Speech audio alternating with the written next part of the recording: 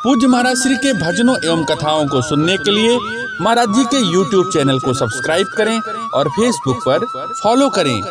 जय जय श्री राधे। माता सती कह रही हैं भगवान शिव से, विमान जा रहा था। विमान कहाँ जा रहा है? विमान जा रहा है कैलाश, विमान जा रहा है हरिद्वार। देवता कहाँ आ रहे हैं? देवलोक। तो कैलाश से हो रहे हैं, कैलाश से उल्टे होकर आ रहे हैं। उसका एक कारण है। अगर आपको कहीं निमंत्रण न मिले तो आपके बगल वाले बोलेंगे आपको उन्होंने नहीं निमंत्रण दिया, अच्छा वो तो बहुत अच्छा नहीं किया उन्होंने, लेकिन ठीक है अब तो मुझे तो जाना ही पड़ेगा, लेकिन ये अंतिम है, अब मैं भी नहीं जाऊंगा। आपको सुनाएंगे। ऐसा आप कभी अनुभव करिएगा। तो माता सती पुरुष से पूछ रही हैं, विमान की आवाज जा रही है कि प्रजापतिस्ते स्वसुरस्य सांप्रतम निर्यापितो यज्ञ महोत्सवः किल वयं च तत्रा विसरामवामते यद्यर्थितामि विबुधा व्रजन्ति। भगवान आपके ससुर जी यज्ञ कर रहे हैं। देखिए, सती माने बुद्धि। अब बुद्धिमान लोग हर जगह बुद्धि लगाते हैं, जो बुद्धि से। अच्छा, परमात्मा बुद्धि का विषय नहीं है, याद रखिए। जहां भगवान के सामने बुद्धि लगाएंगे परमात्मा तुरंत बुद्धि पकड़ लेगा। परमात्मा विश्वास और श्रद्धा का विषय है। कथा सुनने के लिए दो चीजों का ध्यान रखना होगा। क्या? बोले श्रद्धा का आसन और विश्वास की छाया। जब तक श्रद्धा का आसन नहीं होगा, विश्वास की छाया नहीं होगी, तब तक कथा समझ में आने वाली नहीं। अगर बुद्धि से आप कथा को सुनना चाहेंगे, हर बातें तर्क से सिद्ध नहीं होती और हर बातों का तर्क से जवाब भी नहीं मिलता। इसलिए एक बात ध्यान रखें। लेकिन हम दुनिया वालों का दिमाग ही उल्टा चलता है। एक व्यक्ति बीमार था, गया वैद्य जी के पास। तो वैद्य जी ने कहा कि देखो भाई, ये 2 पुड़िया ले लो, एक पुड़िया खा लेना और एक पुड़िया लगा लेना। अब वो बेचारा वहां से तो चला डॉक्टर साहब के यहां से, लेकिन यहां आते ही उसका दिमाग, उसकी खोपड़ी उलट गई। हुआ क्या? बोले खाने वाला लगा लिया और लगाने वाला खा लिया।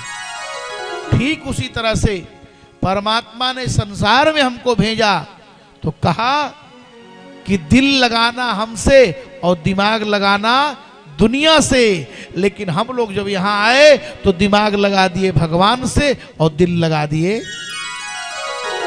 दुनिया से। अब माता सती ने कहा कि आपके ससुर जी यज्ञ कर रहे हैं भगवान, आप नहीं चलेंगे?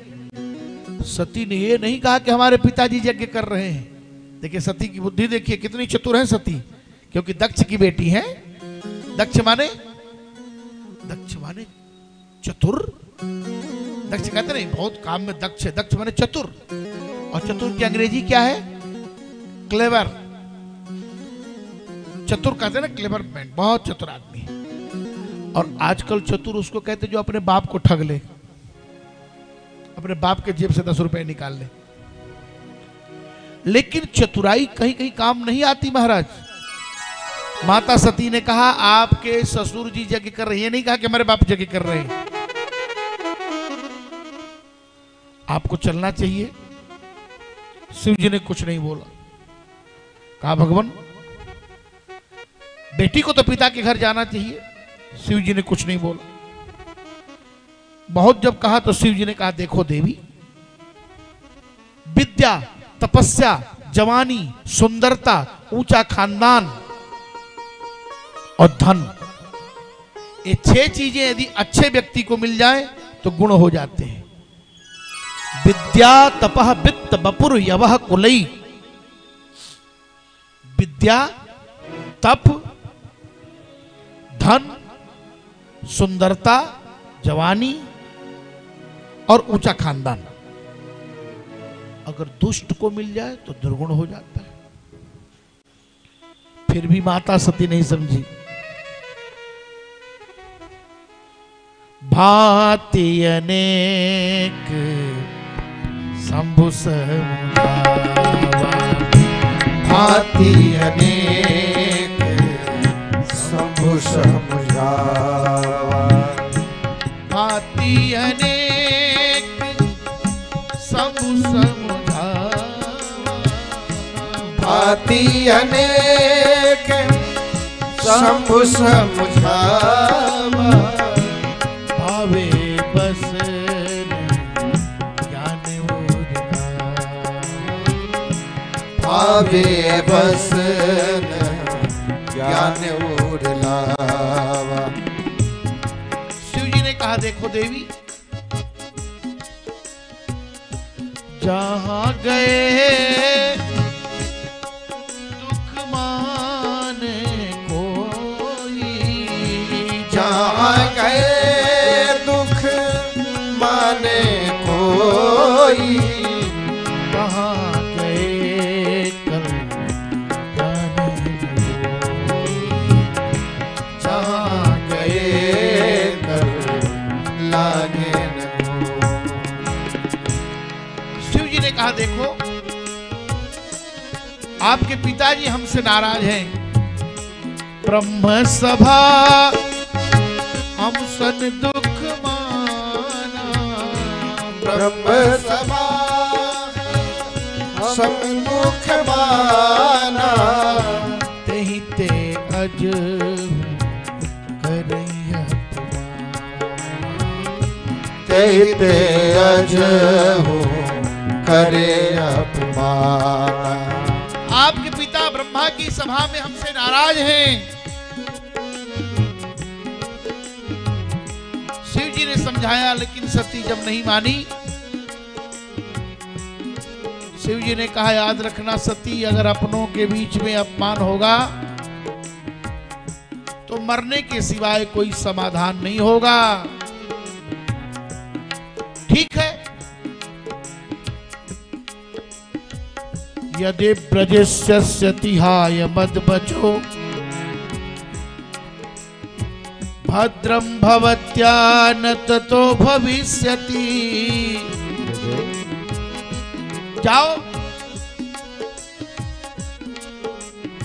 शिव जी ने उनके जितने भी श्रृंगार के प्रसाधन थे, पलंग था, ड्रेसिंग था, लिखा है सब, उनके गेंद थे, उनका मैना तोता, सब कुछ दे दिया उसी बैल पर, और अकेले नहीं भेजा।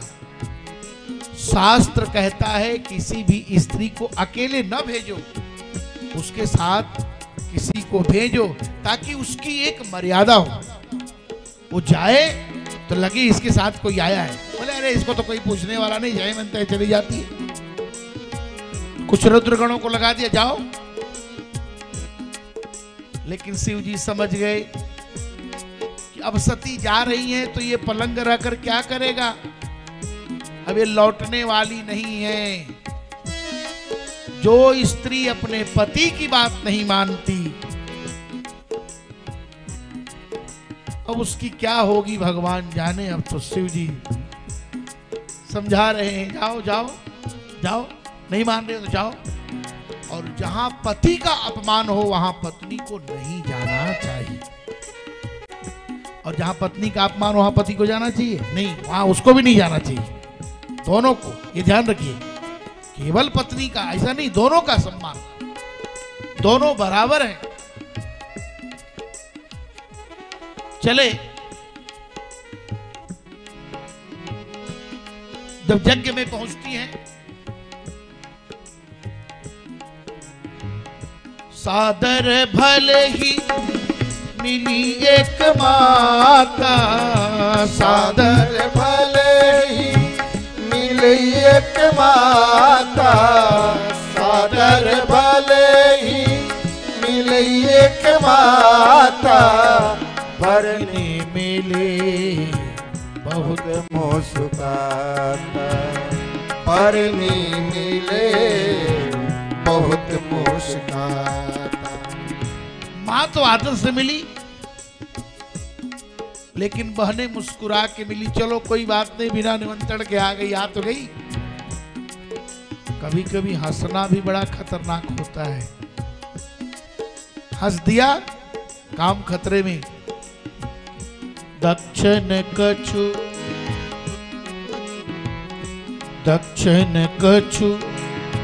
पूछी कुशलाता। दक्षिण कछु पूछे कुशलाता सहित बिलो के जरे सब गाता। सहित बिलो के जरे सब गाता सहित बिलो के जरे सब गाता। माता सती गई, बहनें मुस्कुरा के मिली, माँ आदर से मिली। कपुत्रो जाए तक क्वचित कुमाता न भवती। लेकिन प्रजापति दक्ष ने समाचार तक नहीं पूछा। तब याद आई भगवान शिव की बात। शिव जी ने सही कहा था। यज्ञ मंडप में गई तो वहां देख रही हैं कि अरुद्र भागम तमवेक्षमद्भरम। शिव जी का तो वहां स्थान ही नहीं है। तब चित चढ़े जो शंकर कहे हूं। तब बात याद आई भगवान शिव की। मेरे पति ने मुझे मना किया था।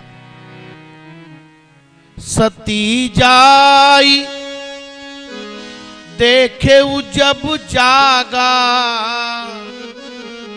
गोस्वामी जी से पूछा गया यज्ञ हो रहा था? बोले नहीं। क्या हो रहा था? बोले जागा। जैसे आजकल योग को योगा लिखा जा रहा है। हाँ, अंग्रेजी में योगा लिखा जाए तो कोई बात नहीं, अब हिंदी वाले भी योगा लिखना शुरू कर दिए। हाँ, मैं बार बार कहता हूं कि अंग्रेजी का सबसे कमजोर ग्रामर है। दुर्भाग्य है कि भारत में रहने वाले हिंदी नहीं समझ पाते, हिंदी नहीं आती। बोले हम भारतीय हैं भैया। अरे भैया किस बात के भारतीय हो जब तुम्हें हिंदी समझ में नहीं आ रही, हिंदी लिखने नहीं आती। बोले हम हिंदुस्तानी हैं, हम भारतीय। किस बात के भारतीय हो भाई? तो माता सती, यज्ञ नहीं हो रहा है, जागा हो रहा है। ध्यान से सुनेंगे। जहां यज्ञ के नाम पर नाटक हो रहा हो, याद रखिए, जहां यज्ञ दिखावा हो रहा हो, जहां यज्ञ को नौटंकी बना करके किया जा रहा हो। आजकल देखते हैं बहुत तरह के यज्ञ हो रहे हैं। जहां भी यज्ञ को नाटक बना दिया जाए। आजकल समाज में कितनी परेशानियां आ गई। कथाओं को देखिए, कथाओं के नाम पर नाटक हो रहा है। हर 5 मिनट पर गाने, तुम भी नाचो हम भी नाचे। ये कौन सा कथा है भैया? ये कोई कथा हो रही है? ये कोई कथा हो रही है? हर 5 मिनट पर नाचो, सब नाचो, ये कोई कथा? अरे व्यास जी नाच रहे थे, सुखदेव जी नाच रहे थे, सूत जी नाच रहे थे, सौनकादि ऋषि नाच रहे थे। कहीं नाचने का प्रमाण मिला आपको कहीं?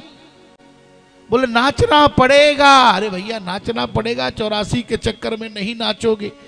ये क्यों दुनिया को मूर्ख बना रहे हो भैया? कथा को क्यों पोल्यूट कर रहे हो? काहे प्रदूषित कर रहे हो? ये भगवान की कथा है। अनुशासित होकर कथा कहो और कथा सुनो। अगर नाचना है तो हृदय को नचाओ, मन को नचाओ। अकबर ने एक बार कहा, बीरबल अकबर की सभा लगी थी तो उस समय संगीत हो रहा था। तो जानते हैं बड़े बड़े लोगों के यहाँ, सत्ताधारियों के यहाँ चापलूस बहुत होते हैं। अरे साहब आप क्या बात, अरे आपका तो इतना नाम है। अच्छा, जो चापलूसों के चक्कर में पड़ता है वो सदा धोखे में रहता है। बोले अरे महाराज क्या बात कर रहे हैं, चेयरमैन साहब आपका तो काम इतना तेज, अरे विधायक जी आपका काम तो इतना अच्छा चल रहा है, अरे सांसद जी आपका काम तो इतना बढ़िया, आपके पीछे लोग इतने पड़े हैं। अरे मत कहिए, मंत्री जी आपका काम इतना अच्छा चल रहा है तो समझ लीजिए कि अब उनका अंतिम दिन आ गया है। हाँ, ये ध्यान रखिए, सदैव सावधान रहना चाहिए। तो अकबर के दरबार में हो रहा था संगीत, अब सब गए संगीत सुनने, चलो भाई। अब सब जाकर ऐसे ऐसे सिर हिला रहे, वाह वाह वाह। अकबर ने कहा सुनो, बहुत देर तक सिर हिलाए, वो तो बहुत तानाशाह हुआ करते थे, आज जैसे थोड़ो थे कि भारत तेरे टुकड़े होंगे और फिर भी केस लड़ने वाले लड़ते रहेंगे। हिंदुस्तान तो यही से चल रहा है, हिंदुस्तान भेड़िया दशा, लड़ो। देश को बर्बाद करने वालों को ये मुकदमा देश में ही लड़ रहे हैं लोग, ये तो हिंदुस्तान है। तो उसने कहा कि कल संगीत होगा, अगर एक भी व्यक्ति सिर हिला दिया तो सिर कत्ल करा दूंगा। अब जितने संगीत सुनने वाले आए वो ऐसे स्टैचू की तरह बैठे हैं, डर के मारे हिल नहीं रहे, कहीं सिर हिला की कत्ल हुई। उसमें एक मिजाजदार श्रोता बैठा था तो बहुत गरीब आदमी, लेकिन संगीत का प्रेमी था और उसका मन नहीं माना, वो झूम गया। अकबर ने कहा बस बस हो गया, असली श्रोता यही है, ये सब बाकी चाटुकार है, भगाओ मार करके इन सबों को। ये मरने की परवाह नहीं की, लेकिन झूम गया, नाच दिया, ये नाच दिया, ये असली यही श्रोता है। हमारा मन नाच दे, हाँ नाचना है, ताली बजानी है, लेकिन एक मर्यादा और एक सिस्टम के साथ।